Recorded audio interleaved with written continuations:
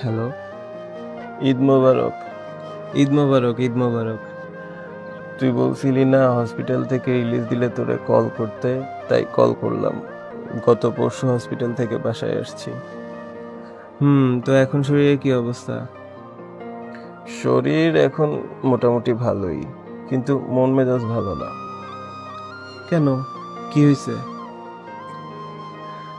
আরে, ঢাকার ডাক্তাররা আমার শরীরের কন্ডিশন বলতে গিয়ে যে আমার ব্যক্তিগত তথ্য এভাবে মিডিয়ার সামনে বলে দিল, এটা কি ঠিক করছে?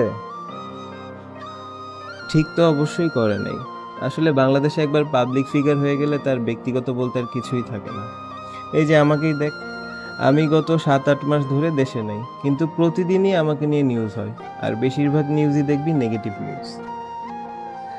হুম তোর নিউজগুলো দেখলে মনে হয় মানুষ ভুলেই গেছে যে তুই বিশ্বের 1 নম্বর অলরাউন্ডার ছিলি। এমন অনেক দেশ আছে, এমন অনেক মানুষ আছে যারা শুধু তোর কারণে বাংলাদেশকে চিনে, অথচ সেই তুই এখন আমাদের দেশের জাতীয় ভিলেন হয়ে গেছিস।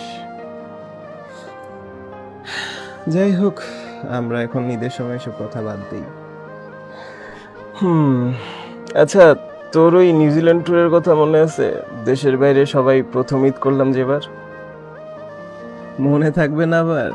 মুশি সেমাই রান্না করতে গিয়ে যে চিনির বদলে ভুল করে লবণ দিয়ে রান্না করছিল, আবার সেই সেমাই আমাদের খাইতেও হয়েছিল।